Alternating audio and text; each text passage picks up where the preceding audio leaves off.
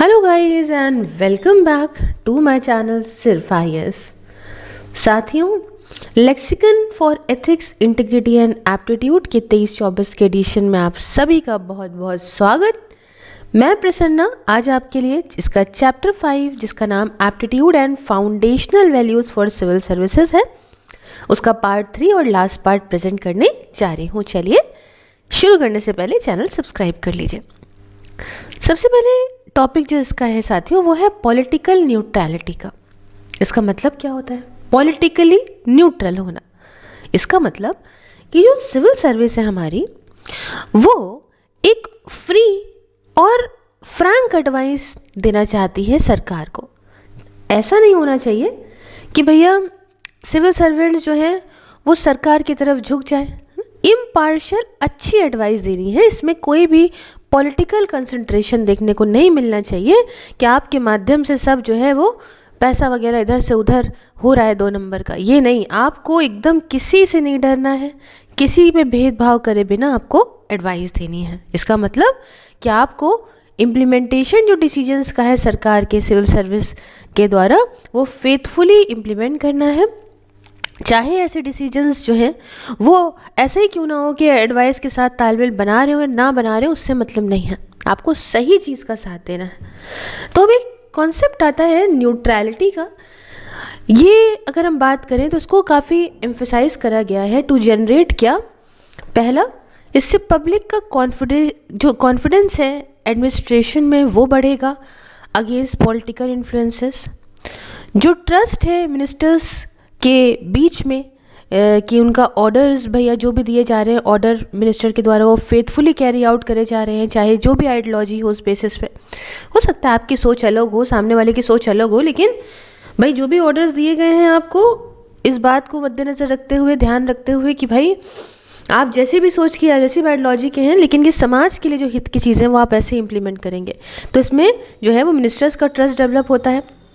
एक ऐसा वातावरण बनता है जिसमें अप्रेजल्स, प्रमोशंस होते हैं सिविल सर्विस के, और ये अपने कार्यों से होते हैं, ना कि किसी पॉलिटिकल इन्फ्लुएंस के कि भैया हम आपका काम करे दे रहे हैं, आप हमारा प्रमोशन करा देना। ये एक बहुत गलत चीज़ है। तो आप अपने कर्मों से अपना प्रमोशन पाएंगे, ऐसा एक वातावरण बनेगा। अच्छा, हालांकि ये समझने वाली बात है कि पूरी तरह से न्यूट्रलिटी तो ज़रूरत नहीं है पब्लिक अफेयर्स के अंदर। एडमिनिस्ट्रेटर को भाई ऐसे काम करना है ना कि ज़्यादा से ज़्यादा पब्लिक इंटरेस्ट हो, है ना, पब्लिक का भला होना चाहिए, ऐसे काम करना है। और जनरल पब्लिक को ध्यान में रखते हुए पब्लिक मैटर्स में वो हस्तक्षेप करेगा। अगर प्रपोज पॉलिसी मान लीजिए कि एक्सपेक्टेशन पूरी नहीं करती है, रिक्वायरमेंट पूरी नहीं करती है लोगों की, तो फिर हर चीज़ का ध्यान रखते हुए एडमिनिस्ट्रेटर थोड़ा बहुत तो बीच में अपना जो है कार्य कर सकता है। अब एक बात आती है political neutrality and code of conduct rules के। क्या है इस बारे में थोड़ा जानिए। देखिए, इंटीग्रिटी को मेंटेन करना है, डिसिप्लिन को मेंटेन करना है, पॉलिटिकल न्यूट्रलिटी को मेंटेन करना है, ठीक है। इस पर्पस के लिए सिविल सर्विसेज कंडक्ट रूल्स के अंदर कुछ कोड ऑफ कंडक्ट दिया गया है सिविल सर्विसेज के लिए। इसको अगर हम छोटे से आसान शब्दों में समझ लें, टिपिकल लैंग्वेज हटा के, तो भैया कुछ रूल बनाए गए हैं कि तुमको ऐसे ऐसे आपको बिहेव करना है, ठीक है, इस तरीके से आपको जो है वो अपना कंडक्ट रखना है। आइए समझते हैं। पहला कि no matter of the service shall be member of और associated with any political party या organisation which takes part in politics और shall be he take part in और सब्सक्राइब इन एड ऑफ और assist in any other matter any political movement और political ability.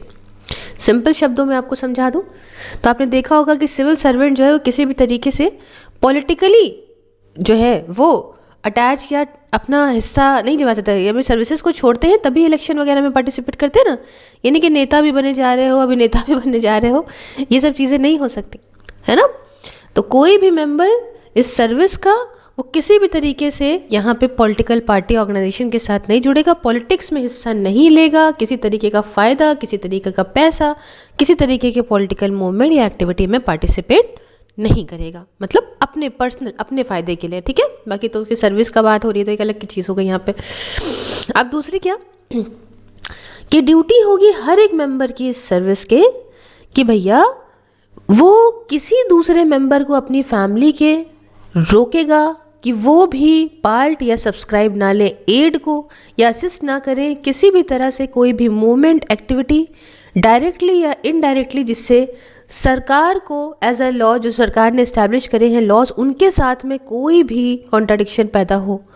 And जहाँ पे member service का वो अपने फैमिली मेंबर को इस हिस्से को मतलब लाइक पार्ट लेने से, सब्सक्राइब करने से, किसी कर्म को करने से किसी भी तरीके से नहीं रोक पाता, किसी मोमेंट या एक्टिविटी में पार्टिसिपेट करने से नहीं रोक पाता, तो इसके रिगार्डिंग वो एक रिपोर्ट बनाएंगे और रिपोर्ट बना के to that effect to the government, ये प्रॉपर एक रिपोर्ट मतलब he shall make a report to that effect to the government, है ना। ये पूरे जहाँ पर रोक पा रहे तो रोक लो, नहीं रोक पा रहे तो इसके लिए आपको ये काम करना पड़ेगा। तीसरी बात कि कोई भी मेंबर सर्विस का वो यहाँ पे इंटरफेयर नहीं करेगा या फिर अपनी इन्फ्लुएंस का यूज़ नहीं करेगा या कोई हिस्सा पार्टिसिपेशन टेक पार्ट नहीं लेगा किसी इलेक्शन में, किसी भी इलेक्शन में लेजिस्लेचर के या लोकल अथॉरिटी के। चौथी बात कि एक मेंबर जो सिविल सर्विस का होगा वो क्वालिफाइड होगा वोट के लिए किसी भी ऐसे इलेक्शन में, वो अपने राइट टू वोट को जो है वो यूज़ कर सकता है, बट वहाँ पे वो ऐसा करेगा लेकिन कोई ऐसा इंडिकेशन किसी भी प्रकार से नहीं देगा कि उसका मतलब इन विच ही प्रपोजेस टू वोट और ही हैज़ वोटेड, बताएगा नहीं कि हमने तुमको वोट दिया है, इनका फ़ायदा देना ही ऐसा कुछ नहीं करना है। नेक्स्ट बात कि कोई भी मेंबर सिविल सर्विस का किसी भी प्रकार से रेडियो कम्युनिकेशन या किसी भी पब्लिक मीडिया के माध्यम से, किसी भी डॉक्यूमेंट पब्लिश के माध्यम से, ठीक है, खुद में सोच समझ के अपने खुद के नाम पे, नेम पे या किसी तरीके के as a by any other person या एनी अदर कम्युनिकेशन के माध्यम से टू एनी प्रेस और any public utterance make any statement और फैक्ट और ओपिनियन, इस तरह की कोई फैक्ट और ओपिनियन वो नहीं दे सकता किसी भी माध्यम से। मैंने आपको बताया ऐसा फैक्ट और ओपिनियन, कौन से फैक्ट और ओपिनियन नहीं दे सकता, ऐसा फैक्ट और ओपिनियन विच जिसका अफेक्ट पड़े of an adverse criticism of any current या रिसेंट पॉलिसी या एक्शन जो सेंट्रल गवर्नमेंट ने या स्टेट गवर्नमेंट ने लिया हो। दूसरी बात, ऐसा कोई भी फैक्ट या ओपिनियन जो जिसके अंदर इतनी ताकत हो कि वो एम्बैरस कर दे रिश्तों को सेंट्रल और स्टेट गवर्नमेंट के बीच में या कोई हानि पहुंचाए। तीसरा, कोई ऐसा फैक्ट या ओपिनियन जिससे रिश्ते सेंट्रल गवर्नमेंट और government of any foreign state के ख़राब होने हों, तो ऐसा किसी भी तरीके का किसी भी माध्यम से सिविल सर्विस का मेंबर ये चीज़ें नहीं सामने रख सकता, कह सकता। तो इतना समझ गए क्या बातें कही गई हैं। अब एक बात आती है यहाँ पे पॉलिटिकल इम्पार्शियलिटी और नॉन पार्टिसनशिप, ये मैंने आपको लास्ट लेक्चर में भी बताया था। इसका साफ मतलब ये है कि सिविल सर्वेंट वो किसी भी तरीके से ऐसे काम ना करे जो पॉलिटिकली कंसिडरेशन के द्वारा डिटरमाइन या ऑफिशियल रिसोर्सेज का यूज़ ना करे पॉलिटिकल पर्पस के लिए, ना ही कोई अपना पर्सनल पॉलिटिकल व्यूज़ दे कि एडवाइस देने के लिए या उसके एक्शंस अपने जो एक्शंस के लिए। इसका मतलब क्या हुआ, इसका मतलब आसान शब्दों में कि एक सिविल सर्वेंट वो सर्व करेगा गवर्नमेंट को whatever it's political persuasion to the best, पूरी तरीके से अपने बिल्कुल सोच समझ के ध्यान जान के बेस्ट एबिलिटी में इस तरीके से अपना पॉलिटिकल इम्पार्शियलिटी को मेंटेन करेगा, किसी की तरफ नहीं झुकेगा, उस हिसाब से चलेगा जैसा आपसे जो है कोड कहता है कि आप ऐसे ही करिए। कोई मैटर उसकी खुद के पॉलिटिकल बिलीफ का यहाँ पे जो है वो उसके हिसाब से नहीं चलेगा, इस तरह से काम नहीं करेगा कि जिससे उसका फ़ायदा और जो है बढ़ने लग जाए, ठीक है। इस तरह से काम करेगा कि उसका कॉन्फिडेंस भी सबकी पब्लिक प्लस मिनिस्टर्स उस पर कॉन्फिडेंस भी रखें, लेकिन कि फ़ायदों के लिए किसी के आगे पीछे चापलूसी नहीं करेगा। इस बात को ध्यान रखिएगा कि अच्छा रिश्ता उसका सबके साथ में, फ्यूचर की सरकारों के साथ में बना रहे और वो हर एक रिस्ट्रिक्शन के साथ मिल के चलेगा जो उसकी पॉलिटिकल एक्टिविटीज़ के ऊपर लगाई गई हैं। बस समझे, पॉलिटिकली एकदम न्यूट्रल रहना है। इसलिए जब हम इम्पार्शियलिटी की बात करते हैं तो हम इस बात को इंश्योर कराते हैं कि जो इक्वालिटी हो उसमें कोई भेदभाव ना हो, कोई भी नॉन पार्टीशनशिप का मतलब हुआ पॉलिटिकल इम्पार्शियलिटी, तो आप समझे, और नॉन पार्टीशनशिप का मतलब ये हुआ कि न्यूट्रल अप्रोच होनी चाहिए पॉलिटिक्स को लेके, सॉलिड कमिटमेंट रहनी चाहिए सरकार को लेके, अपना चापलूसी के चक्कर में गड़बड़ नहीं करना मामला। नेक्स्ट टॉपिक हमारा आता है ऑब्जेक्टिविटी का। अब ये क्या है?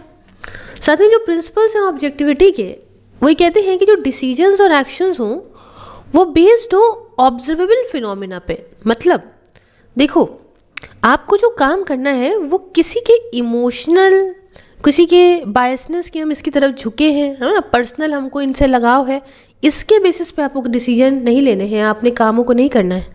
आपको जो भी काम करना है वो प्रॉपर ऑब्जर्व करके ज़रूरत के हिसाब से काम करना है। तो ये ऑब्जेक्टिविटी जो है वो एक सेंट्रल फिलोसफिकल कॉन्सेप्ट है जो कि सच्चाई पे, दैट इज़ रियलिटी पे और ट्रुथ पे, है ना, जो है वो बेस्ड होता है।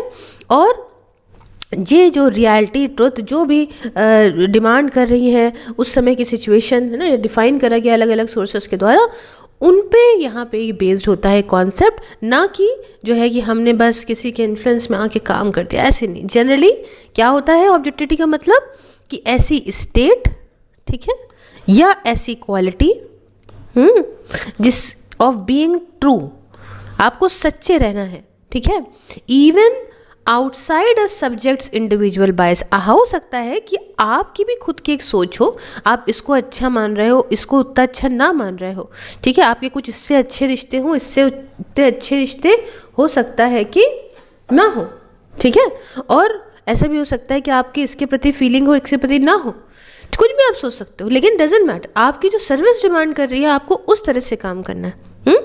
तो जो प्रपोजिशन है जनरली ऑब्जेक्टिवली ट्रू माना जाता है कि आपके पास ऑब्जेक्टिव का ट्रुथ क्या है। समझ रहे हो ना बात को आप, कि मतलब नहीं आप क्या सोचते हो। जब ट्रुथ की कंडीशन आती है तो हम बिना किसी भेदभाव के, फीलिंग की, आइडियाज़ की, ओपिनियन की, सेंटिमेंट की, है ना, ये नहीं, बस हम ये देखते हैं कि उस पर्टिकुलर चीज़ पे क्या सच्चाई है, किस तरह से कार्य करना है, उसी तरह से कार्य करना है। अच्छा, दूसरा और थोड़ा और बड़ा मीनिंग समझेंगे तो ये क्या हुआ, वो हुआ ability in any context to जज फेयरली, फेयरली जज करना, बिना पार्शियलिटी के, बिना किसी एक्सटर्नल इन्फ्लुएंस के। तो जो मतलब समझे ना ऑब्जेक्टिविटी का, वो कभी कभी न्यूट्रलिटी के साथ भी समझा जाता है इसको सिनोनिम के तौर पे, कि देखो जो है न्यूट्रल मतलब हो गया, है ना, कि हर न्यूट्रल होके करना है बिना किसी इन्फ्लुएंस के। चलो खैर, ऑब्जेक्टिविटी का मतलब समझ में आया, है ना, कि दिल दिमाग अपनी जगह, ये अपनी जगह। चलो एम्पैथी का मतलब समझते हैं। अब इन दोनों को समझो बड़े अच्छे से। एम्पैथी क्या होती है? देखो, जैसे मान लो ये आपका दोस्त है, ठीक, और ये आप है, हाँ। अब हुआ क्या कि एक तो बात ऐसी हो गई कि भैया इसको कोई दुख है, तो आप उसके साथ खड़े हैं और कह रहे हैं हाँ ठीक है, परेशान नहीं हो, सब ठीक हो जाएगा, अरे कोई बात नहीं है। एक मतलब ये हुआ कि अब इसको कोई दुख है, वो आपसे शेयर करके आपसे हेल्प मांग रहा है। तो अब आप इसकी जगह पे खुद को रख रहे हो और सोच रहे हो कि अगर सेम सिचुएशन भाई मेरे साथ हो जाती और मैं किसी से मदद मांगता और वो मना कर देता तो मुझे कितना दुख होता। तो ठीक है, मैं इस सिचुएशन पे खुद को रख के चूंकि समझ रहा हूँ तो मैं इसकी हेल्प करने को राजी हूँ, ठीक है ना। तो जब हम अपने आप को इमेजिन करते हैं किसी दूसरे की जगह पे, उसकी फीलिंग को समझते हैं, इच्छाओं को, आइडियाज़ को, एक्शन को समझते हैं, तो इसे बोला जाता है एम्पैथी, ठीक है ना। एक्यूरेटली जो आप सुन रहे हो उसको आपने फील करा अपने अंदर, समझ रहे हो। तो जो एबिलिटी है एम्फसाइज करने की, वो डायरेक्टली डिपेंड करती है आपकी एबिलिटी पे कि आप कितना फील कर रहे हो, इमेजिन कर रहे हो, आइडेंटिफाई कर रहे हो प्रॉब्लम को। तो इसका मतलब कि आप जो है ये एम्पैथी शो कर रहे हो। तो एक्चुअली अगर हमें समझना है तो हमें एक्नॉलेज करना पड़ेगा, आइडेंटिफाई करना पड़ेगा, एक्सेप्ट करना पड़ेगा हमें फीलिंग्स को, तभी हम दूसरे को एम्पैथाइज कर पाएंगे। तो अब दूसरे के प्रति एम्पैथेटिक होने के लिए एक इंसान को क्या करना पड़ेगा, क्योंकि सिविल सर्वेंट को तो ज़रूरी है ना, इतनी भारी मात्रा में पुअर पॉपुलेशन है, इनके साथ चलना है तो कैसे चलेंगे भैया समझ आके। तो इस वजह से यहाँ ज़रूरी है कुछ चीज़ों को समझना कि सबसे पहला कि हमें क्या जानने की ज़रूरत है, हमें एक्टिव लिसनिंग स्किल होनी चाहिए। देखो समझो, उसको समझो, ये भगा भग अपना चीज़ें नहीं रखनी है, लेकिन उसकी बात को समझो, उससे और सवाल करो और बात को जानो, बीच में इंटरफेयर नहीं करते रहो, ऐसा नहीं तो वैसा उसकी बात पूरी जानने की ज़रूरत है। दूसरी बात कि हमें उसकी बॉडी लैंग्वेज को समझने की ज़रूरत है, उसके फेशियल एक्सप्रेशन को समझो, किस तरीके की टोन में बोल रहा है, समझना है। वो कुछ ऐसी बातें भी होंगी जो कहीं नहीं जा सकती हैं, लेकिन आप समझ रहे हो, तो ये सब बॉडी लैंग्वेज वगैरह से समझोगे। फिर अनएक्सप्रेस या poorly express thoughts, concern, feeling होती हैं, बहुत सारी होती हैं। हम लोग कभी कभी कुछ बातें अपने घर में ही नहीं रख पाते, है कि नहीं? तो वो सारे थॉट्स को आपको समझना है, रिकॉग्नाइज करना है। उन सिग्नल्स को आपको समझना है जो सिग्नल उसके द्वारा दिए जा रहे हैं, और वो हो सकता है कि अपनी दिक्कत को या अपनी चीज़ों को नहीं दर्शा पा रहा हो, लेकिन या कोई प्रॉब्लम्स हैं वो दर्शाना चाह रहा है, लेकिन उससे वो कुछ बताने का आपको प्रयास कर रहा है, वो आप समझ जाओ क्या कहना चाहता है। तो ये क्वालिटी आपके अंदर होंगी तो एक आप अच्छे एम्पैथेटिक पर्सन बनोगे। अच्छा, इसकी इम्पोर्टेंस क्या है? अगर हम एम्पैथेटिक बन भी गए तो भैया क्या सिग्निफिकेंस है, थोड़ा मैम ये भी बताइए। देखिए, एम्पैथेटिक को वाइडली रिकॉग्नाइज करा जाता है कि एक यूनिवर्सल वर्च्यू है, क्लोजली रिलेटेड बहुत सारी वर्च्यूज से है, जैसे कि love, compassion, kindness, tolerance, respect, acceptance. खुद सोचिए ना, आप किसी को प्यार करते हो, अगर आपको बहुत अच्छे से समझ में आता है कि आपको प्यार करते हो, तो आप उसकी समस्याएं, प्रॉब्लम सब कुछ जानने लग जाओगे, है ना?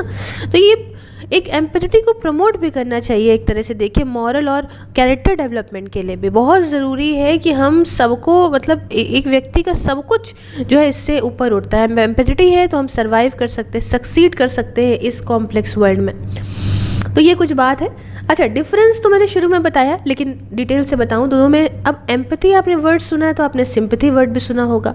देखो, सिंपैथी, एम्पैथी दोनों अलग चीज़ हैं, अलग अलग चीज़ें इसमें मिलेंगी। सिंपैथी दोनों फीलिंग का ही खेल है, बट सिंपैथी में आप बात करते हैं तो ऐसे कहते हो कि अरे बड़ा बुरा हुआ यार, I feel sorry for them. मतलब आप स्पेसिफिकली उस फीलिंग को अपने अंदर नहीं ले रहे हो, बट उनके लिए थोड़ा सा जो है वो आप सिंपैथी दिखा रहे हो। हालांकि एम्पैथी, अब आपको एम्पैथी का मतलब आप उस जगह, उस व्यक्ति के जगह अपने आप को रख रहे हो, उसकी फीलिंग को समझ रहे हो, है ना? लेकिन सिंपैथी में सिर्फ और सिर्फ आप क्या कह रहे हो, अरे हाँ, मतलब आप इस चीज़ को जो है अपनी ये दिखा रहे हो कि भैया हाँ, आपको बुरा लग रहा है इस बात से, ठीक है? सॉरी। नेक्स्ट हम बात करेंगे किसकी? हम बात करेंगे, सिग्निफिकेंस बता दिया मैंने आपको, हाँ चलो, सिंपैथी एम्पैथी में डिफरेंस भी बता दिया। नेक्स्ट है टॉलरेंस। ये क्या है समझो भाई। टॉलरेंस या टॉलरेशन, ये क्या होता है? ये एक फेयर, एक ऑब्जेक्टिव, एक परमिसिव एटीट्यूड है उन ओपिनियंस के, प्रैक्टिसेस, रेस, रिलीजन, नेशनैलिटी वगैरह के प्रति जो अलग हैं आपकी खुद से, ठीक है? अब ऐसे समझो इसको कि सीधी सीधी बात ये है कि कभी कभी ऐसा होता है कि आप जो है वो कुछ और सोचते हैं, है ना? आपका जो रिलीजन है वो अलग है, आपकी रेस अलग है, आपका जो है क्या कहते हैं, जो आपकी ओपिनियन है वो अलग है ना? तो हर चीज़ की तरीके से आपकी सोच वगैरह काफ़ी अलग है। लेकिन अब आप क्या कर रहे हो कि जब आप एक सिविल सर्वेंट हो, अभी मैं यहाँ पे ये समझते हैं जो डिमांड करता है टॉलरेंस सिविल सर्वेंट के अंदर, तो आपको तो समाज के अंदर रहना है, और सब आप ही के हिसाब से तो नहीं होंगे, अलग अलग लोगों से आपको डील करना पड़ सकता है। तो आपको उनके प्रति काफ़ी टॉलरेंट रहना है। ये नहीं करना है कि हम जो है वो उनकी रिस्पेक्ट ना करें, उनके साथ चलना है। तो टॉलरेंस का सिंपल सा मतलब है कि आपको रिस्पेक्ट करना है, एक्सेप्ट करना है, अप्रिशिएट करना है हमारी रिच डाइवर्सिटी को, हमारे वर्ल्ड के कल्चर के, ठीक है? मतलब हमें ह्यूमंस की तरह लोगों को लेना, ये नहीं कि हमारे साथ करनी है तो हम इसको जो है वो अलग तरह से ट्रीट करने लगे, इम्पार्शियल ट्रीट करने लगेंगे, ऐसा नहीं। तो ये फ्रीडम फ्रॉम बाइगॉट्री, अब ये क्या वर्ड बोल दिया, BIGOTRY, बहुत बढ़िया बात है। इसका मतलब होता है कि द प्रोफेशन या एक्सप्रेशन स्ट्रॉन्ग अनरीजनेबल प्रेजुडिसेस या ओपिनियंस का, समझ रहे? कट्टरता से आपको किसी, हमने कहते नहीं कि धर्मार्था कट्टर है, कट्टरता से बचना है यहाँ पे, उससे ज़्यादा चाहिए, क्योंकि आपको समाज में रहना है। आपको, अगर आप अपने ही चीज़ के प्रति कट्टर रहेंगे तो आप समाज को लेकर नहीं चलेंगे, ठीक है? कैसे, अब इस चीज़ में आप अपनी पर्सनालिटी को कैसे बढ़ाएंगे? बढ़ाएंगे ऐसे अपनी नॉलेज से। ओपननेस टू कम्युनिकेशन से आप किसी से अच्छे से बात करोगे तो आप उनके बारे में जानोगे ना, आपको उनकी अच्छी चीज़ें भी समझ में आएंगी। फ्रीडम ऑफ थॉट, आपकी सोच जो है बहुत आज़ाद होनी चाहिए, सबको लेके चलने वाली। आप अपने कंसाइंस, अपने बिलीफ पे भरोसा रखिए तो एक भाईचारा बनेगा ना। तो tolerance is harmony in difference, ऐसा कहते हैं। अब बात आती है कि इसकी सिग्निफिकेंस क्या है, इंपॉर्टेंस क्या है। देखिए, टॉलरेंस एक रिस्पॉन्सिबिलिटी है जो हमारे ह्यूमन राइट्स को मेंटेन रखती है। इतने सारे देखा जाए तो प्लुरलिज्म को मेंटेन रखती है, डेमोक्रेसी को, हार्मनी को, रूल ऑफ लॉ को बचा के रखती है। इसके अंदर रिजेक्शन है कि भाई एब्सोल्यूटिज्म नहीं होना चाहिए, हमारे एकदम जैसा नहीं कट्टरता हो, है ना। अगर आप रिस्पेक्ट करोगे ह्यूमन राइट्स को तो ये इसके साथ लगातार बरकरार रहेगी। टॉलरेंस की प्रैक्टिस जो है उसका मतलब ये नहीं है कि कोई समाज के अंदर इनजस्टिस हो रहा है आप उसको टॉलरेट कर रहे हो, उसको नहीं करना है, कमज़ोरी को नहीं, बल्कि समाज को एक धागे में पिरोने के लिए आपको टॉलरेंस को मेंटेन रखना है। ठीक है, अपने खुद की चीज़ों से नहीं जुड़ के चलना है, बल्कि दूसरे की जो चीज़ें हैं उनको भी एक्सेप्ट करना है। इसका मतलब कि इस फैक्ट को एक्सेप्ट करना है कि ह्यूमन बीइंग्स नेचुरली अपनी अपीयरेंस में अलग होते हैं। बहुत सारी जगह आपने देखा होगा कि ब्लैक लाइव्स मैटर बहुत चला था, तो क्या था भैया कि ब्लैक से नफरत कर रहे हैं क्योंकि खुद वाइट है। अरे इससे क्या, किसने लिखा है भैया, कौन से जो है पन्ने पे लिखा है कि ये काले हैं, ये गोरे हैं, तो काले इन्फीरियर हो गए, गोरे सुपीरियर हो गए। किस खुशी में? ये हमने बना रखा है कि गोरा काला है कि नहीं। जस्ट बिकॉज कि हम इंग्लिश बोल रहे हैं, सामने वाला अपनी लैंग्वेज बोल रहा है, तो हम उसको कुछ नीचा नहीं दिखा सकते। भाई उसकी लैंग्वेज है, इंग्लिश भी एक लैंग्वेज ही तो है ना। सिचुएशन हो सकता है कभी हम अमीर हो, सामने वाला गरीब हो रहे, उससे क्या मतलब भाई, हम हैं तो ओवरऑल ह्यूमंस। बिहेवियर, वैल्यूज़, सब चीज़ को एक्सेप्ट करना है, हमारे पास शांति से रहने के लिए इस काम को करना है। इसका मतलब एक इंसान के व्यूज़ जो हैं वो आप दूसरे पे नहीं थोप सकते। हाँ, तो ये है टॉलरेंस। अब नेक्स्ट जो हम बात करेंगे वो हम करेंगे कंपैशन की। आइए इसको समझ लेते हैं। देखिए, कंपैशन क्या है? कंपैशन अंडरस्टैंडिंग है, या आप कह लो एम्पैथी है for the suffering of others, दूसरे के दुख को लेके, है ना। अब सिंपल एम्पैथी तो मैंने आपको बताया कि क्या होती है। सिंपल एम्पैथी से एक कदम आगे कंपैशन कॉमनली बढ़ावा देता है एक ऐसी इच्छा को कि एक दूसरे की जो सफरिंग है उसको हमें यहाँ पे जो है जानना है ना। कंपैशन के अंदर एक सेंस होता है एम्पैथी का। ठीक है, सिर्फ इतनी सी बात नहीं है कि हम उसके लिए फीलिंग सॉरी कर रहे हैं कि अरे बुरा बेचारे के साथ हुआ, नहीं, हमें ये जो है समझना है, इवन फील करना है दूसरों का दर्द, और खुद को मोटिवेट करना है कि हम उसको हेल्प भी करें ताकि उस दिक्कत से वो बाहर आ सके। ठीक है, तो जो इंग्लिश नाउन कंपैशन है इसका मतलब है टू सफ़र टुगेदर विद, है ना। ये लैटिन शब्द से आता है और ये एक ग्रेटेस्ट वर्च्यू के तौर पे रैंक करा गया है अलग अलग फिलॉसफीज़ में। तो कंपैशन को माना जाता है कि ऑलमोस्ट मेजर रिलीजियस ट्रेडिशंस जो है कंसिडर करते हैं as among the greatest virtues को मानते हैं। अब देखिए कुछ कैरेक्टरिस्टिक्स कंपैशन के आप इसको समझोगे नोटिस करके कि कौन कंपैशनेट है, तो समझिए कैसे से पता चलेगा कि कंपैशनेट है ये। मान लो उस व्यक्ति के अंदर एक ऐसी इच्छा है कि हम एलिवेट करें दूसरे की सफरिंग को, दूसरा है ना, हम उसको बाहर निकालने की इच्छा रखते हैं दिक्कतों से। दूसरी बात की मदद करना चाहते हैं क्योंकि हम चाहते हैं उसकी मदद करना, इसलिए नहीं कि वो चाहता है कि हमारी मदद कर दो। ठीक, तीसरी एक इंसान को तब आप समझोगे वो कंपैशनेट है जब वो दूसरे की फीलिंग समझता है। चौथी बात, अगर वो एम्पैथी दिखाता है दूसरे पर्सन को लेके। पांचवी बात कि अगर वो काइंडनेस शो करता है बिना एक्सपेक्ट करे बदले में कुछ, है ना, अपने मेरा मतलब कि वो काम कर रहे हैं ना कि बदले में ये मिलेगा इसलिए इससे प्यार से बात करो, ऐसा नहीं। और आखिरी में कि वो पता लगाता है, रिकग्नाइज करता है दूसरों को, है ना, कि जो खुद से कम फॉर्चुनेट है उसको देखने को मिलता है कि, तो उसको समझता है, जानता है, और ऐसे व्यक्तियों की मदद करता है। अब आपके दिमाग में आएगा अरे मैम अभी तो आपने एम्पैथी भी सेम ही बता दिया था, तो एम्पैथी और कंपैशन में क्या ही डिफरेंस है भाई? हाँ, देखो समझो, एम्पैथी एक फॉर्म है कंपैशन का, बहुत इंपॉर्टेंट है। क्यों? क्योंकि अगर आप दूसरों को की जगह खुद को रखोगे नहीं तो आप मदद कैसे करोगे, है ना। मोटिवेशन ही कैसे आएगा इंसान के अंदर अगर इंसान जो है उस इवेंट को खुद पे नहीं रखेगा कि कितना ट्रॉमा देता वो इवेंट। ठीक है, सिर्फ आप बैठ के देख के दूसरे को नहीं समझ सकते हो ना कि हमें क्या करना है, क्या आउटकम होगा। इसलिए एम्पैथी रिलेटेड बहुत है कंपैशन से, बट एम्पैथी यहाँ पे कंपैशन से एक कदम पीछे है, रिक्वायरमेंट है ये कंपैशन के लिए।